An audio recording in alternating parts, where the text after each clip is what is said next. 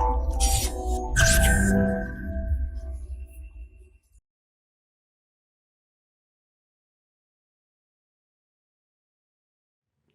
this is Krishnan. I'll be analyzing the Hindu newspaper for you today. These are the 5 articles that we'll be dealing, and in the end, we'll have prelims and mains practice questions as usual. Let us now directly go into the topic. So today, the first topic that we'll be seeing will be about the Panchayati Raj institution. What ails them? What are the problems? Those things we'll be seeing. Why is it in news? Because what happened is recently, Uppa Sarpanch in Telangana committed suicide due to indebtedness. Why did he become indebted? That we'll see. First, we'll see what are the problems in panchayats in India. First thing is gram panchayats, right? They're fiscally dependent on central and state governments. So what happens is for everything they'll have to go and ask the central and state governments. So what happens is Sarpanch, for whatever he wanted to do for his own ward, for that he borrowed from the private money lender and he was not able to repay it. So he committed suicide. So this is not just an exception. This is happening across India. So we'll see why is this happening. So first we'll see what are the problems, what is being done, and what is the way forward. So what is ailing panchayats in India? First thing is they are fiscally dependent on grants. That is for everything they'll have to go on our center and state governments. So, but Constitution 73rd and 74th Amendment, it has given them certain ways to have their own money. So that is they have 3 sources of fund. First is own source of revenue, that is they can tax properties that is in their ward or common property that everybody uses. Those things they use. And next is they get grants from center and states. So you know, right, how it happens? It happens through the planning commission, right? They get grants through that. Third is discretionary or scheme based fund. So if there is any scheme, they'll get money for that from the center or state. So these are the 3 ways that they get their funds. Let us see what are the problems they are having because of this. First thing is, if you want to get discretionary grants, you can get it only through political and bureaucratic connection. What is discretionary grant? Discretionary grant is the discretion of the user to use it on wherever he wants to use it. That is discretionary grant. If you want discretionary grant, you should have political and bureaucratic connections. Not just because a sarpanch, you will get the discretionary grant. You should know the politician in the ministerial level, you should know the bureaucrat, then only you will get the discretionary grant. Next, even if you get the fund, even if the fund is approved, there is delay in transferring the fund to sarpanch. So what happens? The sarpanch borrows the money from private lenders to finance not his own private needs but to finance his panchayat activities. So first there is problem in getting the money. Now there is problem in allotment. Now even if there is allotted, there is delay in transferring them. So even if he gets the money, see what is happening. There are restrictions as to how he should spend them. There are limitations on his expenditure. So there are a lot of restrictions on the fund. Next thing is you need double authorization for spending. That is your panchayat secretary and block development officer. All these people have to sign. Then only you will get the fund. So this is a very hectic process and a sarpanch has to go through all these things. So next thing is how to get approval. That is also is very tedious process. First thing is you need approval from technical team, that is the engineering team, and then you have to get approval from the administrative team. Administrative team means block development officer will be there and other bureaucrats will be there. You need to get approval from all these people. Next, what will happen? Then there will be interference from, even after you start doing the scheme, there will be interference from politicians and bureaucrats. Next thing is the sarpanch is not very powerful also. What happened? Sarpanch, no, he does not even have administrative control over his municipality or his ward or his even over his own employees. He will not have any control. So there is no administrative control also. Let's say a sweeper is not doing his work properly, the sarpanch cannot fire him. So that problem is there. But see, on the other hand, a sarpanch can be easily suspended. So for example, let's say a district collector feels that the sarpanch is not working properly. What he can do, he can easily suspend him. For a sarpanch, there is no power at all. Like he cannot even suspend or dismiss a watchman. But you see what is happening for the Sarpanch, he can be suspended anytime by district level bureaucrats. How is this happening? For example, in Telangana, how it happens is section 37 of the Telangana Gram Panchayat Act gives district collector this power. So when can he dismiss a Gram Panchayat? He can dismiss when there is abuse of power, when there is embezzlement. What is embezzlement? Embezzlement deals with fraud involving money, so or misconduct. So what has happened? More than 100 sarpanches have been dismissed from office in the recent few years. So sarpanches are in that level in India. So what the article argues is 73rd and 74th constitutional amendment. What did it have in mind? It wanted to devolve greater powers, functions, and funds for local government, but that is not happening. Power is still concentrated in the central level or state level or the district level. It has not gone down to the roots. So what are they saying? What is the way forward? They are telling greater devolution of funds, functions, and functionaries to local governments. Next thing is there should not be interference from politicians and bureaucrats. So only if you do this, there will be greater decentralization. Only if there is greater decentralization, there will be genuine autonomy for local governments. So this is what this article is all about. So what and all you should know: 73rd and 74th constitutional amendment. The main problem is fund is only the main problem. For example, let's say here we saw something called as own source of revenue, right? But that own source of revenue is very low, like close to only 25% of the total revenue comes from their own source. So 75% they are dependent on central and state grants only. So this should change. If this changes, whatever the vision of 73rd and 74th constitutional amendment, it will become true. So this is what this article is about. Let us go on to the next article. The next article is about G20 and how India should play a greater role, not just for India, but for the whole South Asian region as a whole. So what is happening? You all know G20 presidency. India is going to be the president for this year. And you all should know that India is the only South Asian country in G20. Other countries are not there. Pakistan is not there. Sri Lanka is not there. Bangladesh is not there. That you should know. So before the start of grouping the summit, what the author talks about, what are the opportunities that we have, what are the areas of concerns. If we discuss on all those things, he is telling we as a country and as a region, we can have a greater bargaining chip at the global level. So let us see what are the area of opportunity. So he is telling the South Asian countries and global South, that is developing countries, should focus on these issues. What are these issues? In the environmental areas, green development, climate finance, and life, that is lifestyle for environment.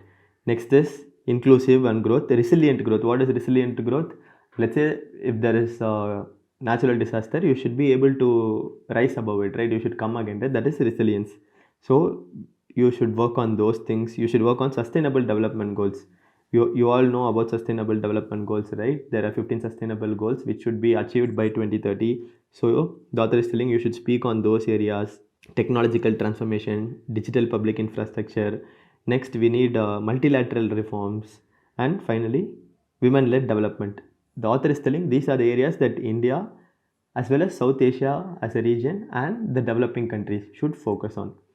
But if you take South Asian concerns alone, so it no longer, South Asia is no longer just about country-wise approach. It is about region-wise approach, because you see issues are transcending national boundaries these days.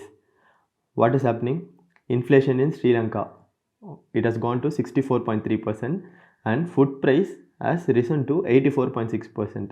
And what has happened in Pakistan? There was climate-induced flood which led to 30 billion loss of property.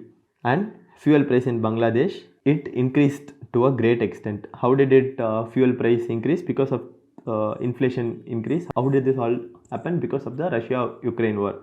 So all these problems we are also facing in India. We also have climate-induced problems. We also had fuel price hike because of Ukraine war. So all these things are happening for us as well, right? So the author is telling hereafter it is not just about India, it is about South Asia.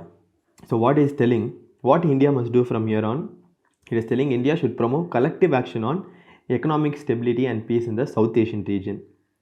He's telling why, but it's difficult. Why it is difficult? Not all countries will come together because different countries are having different economic problems due to inflation and things like that. And geopolitical polarizations are there. Geopolitical polarizations means some countries are supporting some countries and some countries are on other end. One country is in this end of the pole and another country is on other end of the pole on a lot of issues. So there is geopolitical polarization. Next thing is there is rising debt of South Asian countries. As you all know, you know what is happening in Pakistan, right? So those issues are going on. But the author is telling India is the largest economy in South Asia with a global clout. That is, if India tells, other countries will listen. Like that is telling. So India can overcome all these problems, and he's telling India can give a pragmatic solution to all these problems. So how he's telling India should be the South Asian and developing countries leader. He's telling this because you see that we have already read, right? There's something called as G20. There's something called as G20 Troika. That is the president of the predecessing year, the president of the present year, and the president of the successor year. All three countries together are called troikas. You see these three countries, India, Indonesia, and Brazil, they are all developing global south. So he's telling all these three countries should come together and focus on issues concerning the developing countries only. He's telling because developed countries, Western countries and all, they'll try to bring their own issues and they'll have leverage, they'll be successful, they'll get what they want. At the end, only we, that is, we here in South Asia or the global south, will be left with nothing, but we should not do it. So these three countries should come together and set the agenda. Like that is telling. So what is telling? Is telling if these three countries come together, it gives greater importance to issues that have bearings on South Asia and the developing world as well. So this is what he's talking about. But you see, of course, there are going to be a lot of challenges, right? What are the challenges? COVID wreaked havoc everywhere. Now only there is recovery. So different countries are having different priorities. So that is going to be a problem. There's inflation everywhere throughout the global arena. There is inflation. So there is surge in commodity price. So that is going to be a problem in arriving consensus. And next thing is inclement weather induced climate change. You know, right? Hot areas are becoming cold. Europe is having heat waves. Things like that are happening. So these are all going to be challenged. So there is not going to be consensus on these issues. So these are the key challenge areas. The author is telling where we should have the main focuses. He's telling we should have focus on three areas. What are they? They are energy, health, and finance. Why? Because our energy mostly comes from fossil fuels. So he's telling we should focus on green energy and technological transfers related to it. So he's telling global south and South Asia in general, in specific, should focus on these three areas. You see, we have the data here, right?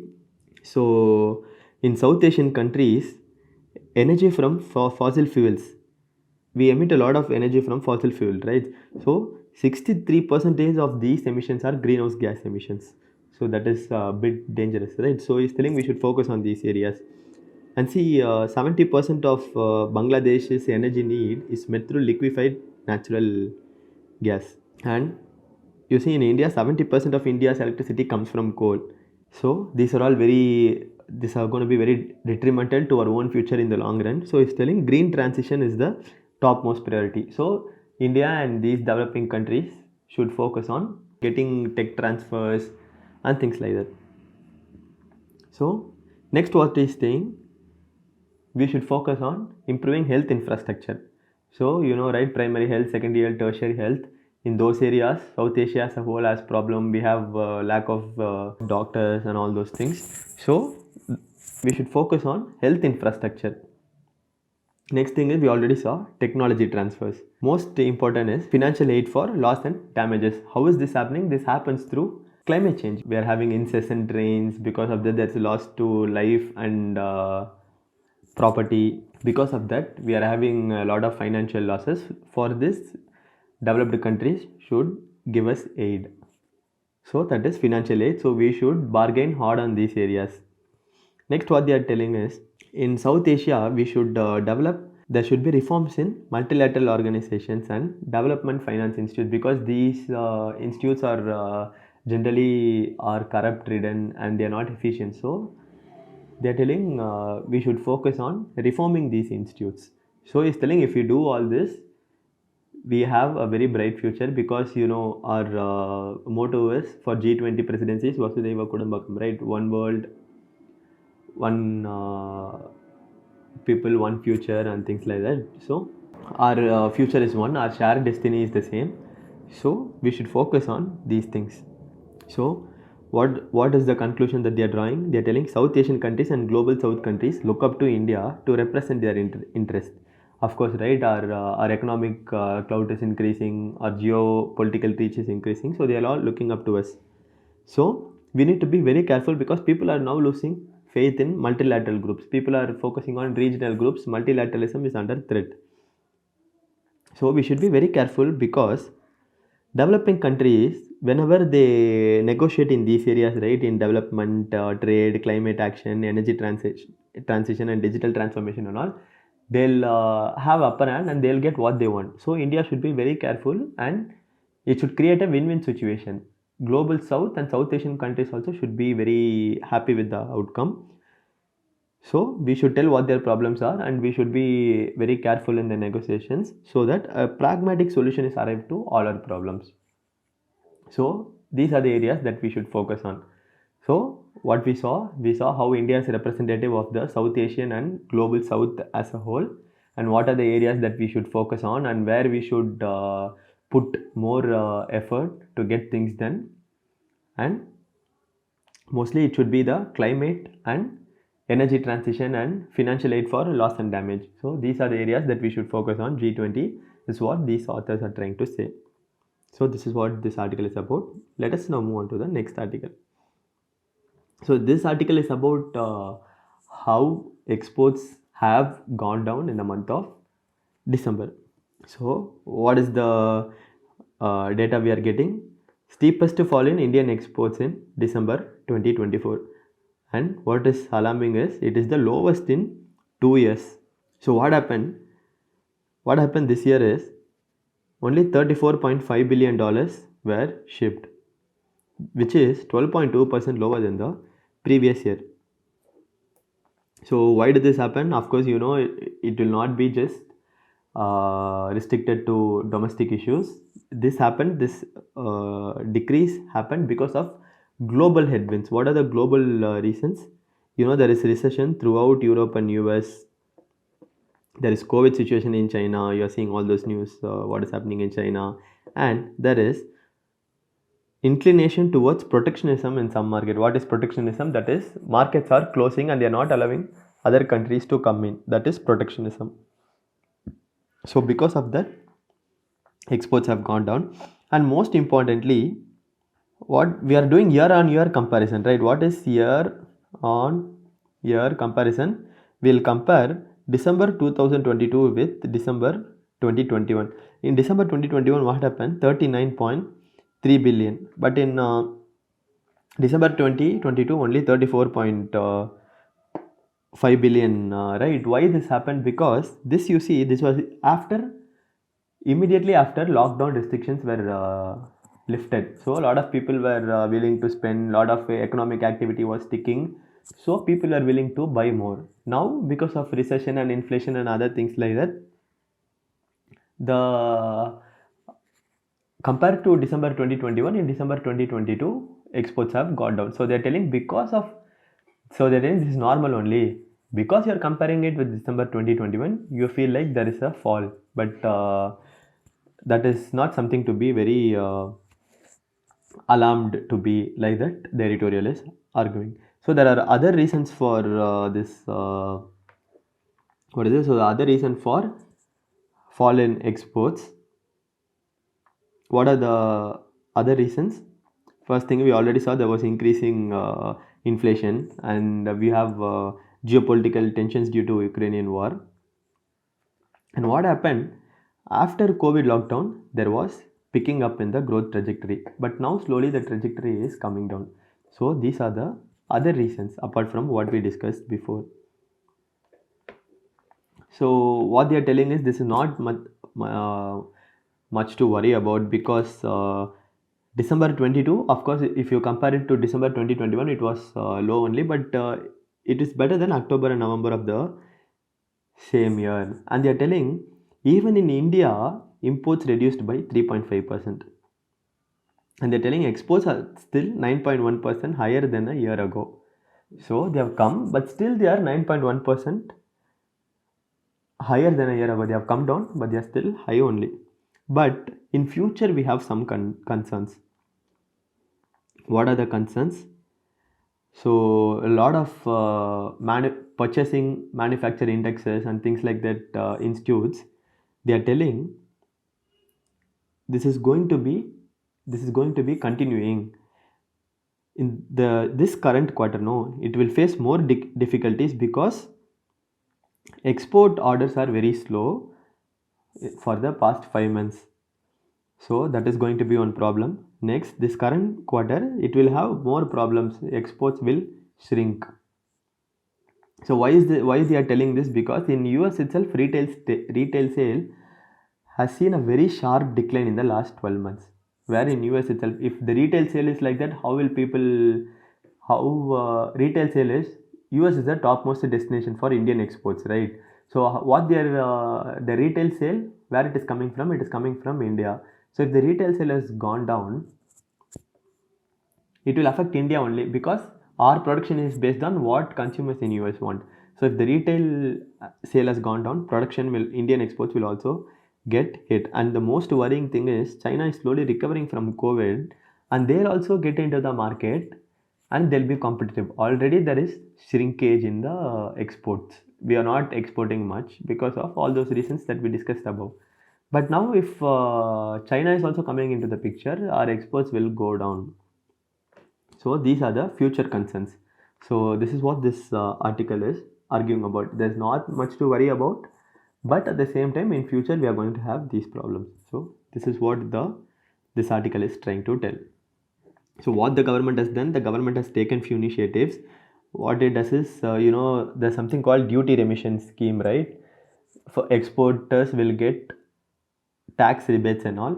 So there was previously there was issue in regards to that, but those issues have been fixed and iron ore shipments were not allowed to exported, but those have also been lifted. So we are expecting exports will improve.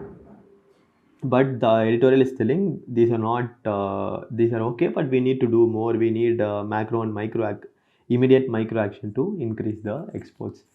So this is what these three articles about. Let us move on to the next topic.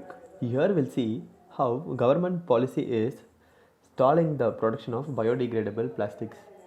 So you all know, right? Months back, center banned single-use plastics. But what has happened? Because of lack of coordination among government agencies, we are not able to promote biodegradable products. So this has led to plastic manufacturers not being able to shift to biodegradable products. So their future hangs in balance. So what Bureau of Indian Standards says, it says for a product to be classified as biodegradable, it should be 90% biodegradable. So what will happen? Manufacturers will go and procure this certificate from CPCB, Central Pollution Control Board, because if you want to find the product is biodegradable or not, it will take 2 years to know if the product is biodegradable. So what you should do, you should go to CPCB, and if they feel that the product is biodegradable, they'll give you a certificate. But what is happening, CPCB is not able to give proper certificate because they follow CPET's recommendations. CPET recommendation, because of CPET recommendation, they are not able to directly tell this product is biodegradable or not. CPET will tell this product is 5% degradable, this product is 10% degradable. So what CPCB is doing is, CPCB is not telling this product is biodegradable and they are not giving the license. They are telling CPET is telling this product is 5% biodegradable. So that doesn't mean this product is 90% biodegradable, right? So there are a lot of issues like that. So CPCB is not giving biodegradable license to these manufacturers, and because of that they are not able to sell their products in market, and because of that they are having a lot of losses and their livelihoods are hit. So this is the problem with regard to biodegradable products. So CPCB, Central Pollution Control Board, is giving the license, the standards for which were set by CPET. But CPET standard talks about how many percent the product is biodegradable, but there are some confusions with it, and CPCB is not giving license. So manufacturers are hit. These are just add-on informations. There are a few other types of biodegradable plastics as well. As you know, there is bioplastic, you have oxo-degradable plastics, you have photodegradable, hydrobiodegradable. So what is bioplastic? Entirely with biologically sourced polymers. What is oxo-degradable? They are just conventional plastics with additives so that they just break down faster. What is photobiodegradable? They react to ultraviolet rays and they degrade on their own. What is hydrobiodegradable? They are made from plant sources like starch, and degradation is initiated by hydrolysis. So these are the different types of biodegradable plastics. So what are the challenges in shifting to, or what are the challenges that we will face when there is transition to single-use plastic to biodegradable plastics? First thing is the engineering solutions are in budding stage. Next thing is to have this in your hand. There has to be a lot of processing and recycling, which requires a lot of huge investments. Next thing is when you dump them in the landfills, they'll generate methane, which is again going to affect the environment. Next thing is it will definitely not decompose in ocean waters, and these biodegradable plastics may contain metals. So these are the challenges with respect to biodegradable products. Let us move on to the next topic. This is about how big tech aggregators like Google, Apple must share their revenues with news agencies, because most of their revenue is through us going through their platform and accessing their news content. But revenue is going to only Google and Apple and other aggregators, but not to news agencies like BBC or NDTV or the Hindu and things like that. So now Information and Broadcast Secretary is telling whatever revenue you get through these news agencies, you should share with them. So when did this issue start? Soon after COVID, we had issues regarding the financial health of digital news industry, because of late they are not able to make a lot of revenue, and print industry, news industry is also under severe financial crunch. So what has happened is digital news platforms, right? They are only the creators of original content. So what secretary is telling is telling whatever revenue you get, these big tech platforms should share them with the news agencies. So if you don't do this, what they are telling, the news agencies will be hit through financial crisis, and they'll be negatively impacted, and the quality of journalism and the future of journalism will be in limbo. This is what they are trying to sell. So what has happened? This has happened in Western countries before. So as Australia, Canada, France, and European Union, they have taken a lot of initiatives through legislatures and competition commissions. So what they are doing through this, there is a mechanism to split the revenue between news agencies and big tech aggregators. So for here we are going to see how Australia did it. So Australia is telling we have to do this, because they are telling both news agency and big tech aggregators want revenue. They are, both of them are fighting for revenue. How they are getting that revenue? The revenue they are getting through news agencies. I mean digital advertising only. This digital advertising, how big tech aggregators are getting, they are using the content from the news agencies to get digital advertising. So this is like a win-lose situation, right? The content is from the news agency. Aggregators are getting content from the news agencies, but big tech aggregators are getting the money for digital advertising, but that money is not going to news agencies. So Australia felt that this was not a right thing to do, and now they have mechanisms to ensure, legislative measures to ensure revenue is fairly shared. So next thing what they are telling is, if this continues, there will be unfair competition. See, already media businesses have reduced revenues and profitabilities, and what they'll do because of this, they'll stop funding journalism, and journalists will lose their job, and journalism quality will go down, and this will have a negative feedback. And finally they are telling, in a liberal democracy, journalism and news media, they're all very important, so we'll do anything to save and protect news media. So this is what they are telling. So this is the problem between big tech aggregators and news media agencies. So these were the 5 important news articles that came in the Hindu newspaper today. Let us go on to the practice prelims question. So of late, if you see, there's a term called additive manufacturing that you see in the news often. So what is additive manufacturing? Is it environment friendly production technique, or is it related to 3D printing, or is it related to manufacturing of additives, adhesive, that is gum, glue, or it has got nothing to do with whatever given here? The answer is, it is a 3D printing technique. Next question. Consider the following statement. India is the only South Asian country in G20. The Troika for this year comprises of Global South. India is going to be the president of G20 for the first time. Which of the following is correct? Let us analyze. India is the only South Asian country in the G20. Yeah, we saw this in the article. The Troika for this year comprises of Global South. Yes, last year it was Indonesia. This year it is going to be India. And after that it is going to be Brazil. And after that it is going to be South Africa. So continuously we are going to have Global South. So India is going to be the president of G20 for the first time. This is also is right. So the correct answer is all the above are correct. So let us go on to the mains practice question. So with India helming the G20 presidency for the year, do you think that aims and aspirations of the Global South will finally be answered? What do you think are the key areas where negotiations are going to be tough? So this we discussed in the second article, right? So what are the areas of contention? We are going to have climate related negotiations. There are going to be geopolitical negotiations as to what should be the response of Global South to Ukraine-Russian war, and loss and damage due to climate change, and health related issues. COVID-19 vaccines should be waived of copyright issues, and these things you should mention, and how other South Asian and Global South countries are looking up to India because of its economic clout. It has grown in stature over the years. So so this question talks about what are the contentions and how India can represent all this country and get a pragmatic solution for all these countries' problems. So you will have to write all these issues in the question. So this is what today's news analysis is all about. If you like this content, you can like, share and subscribe. You can also follow us on YouTube, Instagram, Telegram and Facebook. That's all for today. Have a nice day. Thank you.